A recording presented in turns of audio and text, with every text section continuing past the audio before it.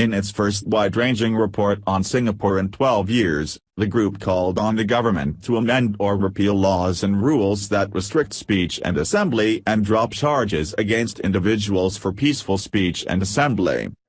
In its first wide-ranging report on Singapore in 12 years, the group called on the government to amend or repeal laws and rules that restrict speech and assembly and drop charges against individuals for peaceful speech and assembly. Singapore's Ministry of Communications and Information did not immediately have a comment on the report. The government has held the position that Singapore's laws and regulations were needed to maintain social order and harmony.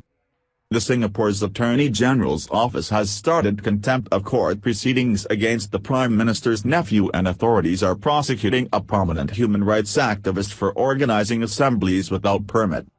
Beneath the slick surface of gleaming high-rises, however, it is a repressive place, where the government severely restricts what can be said, published, performed, read, or watched, the 133-page report said.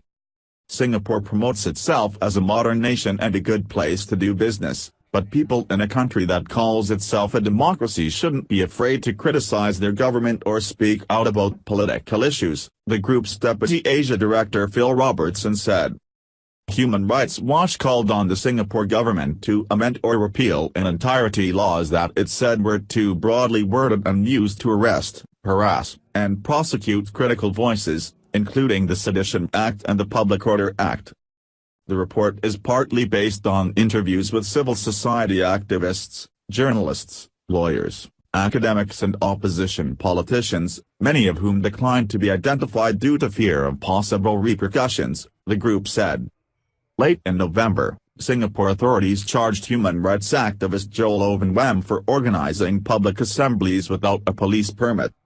In August, the Singapore Attorney General's office began court proceedings against Lee Shang-wu, the grandson of the country's founder, over a Facebook post in which he said the government is very litigious and has a pliant court system.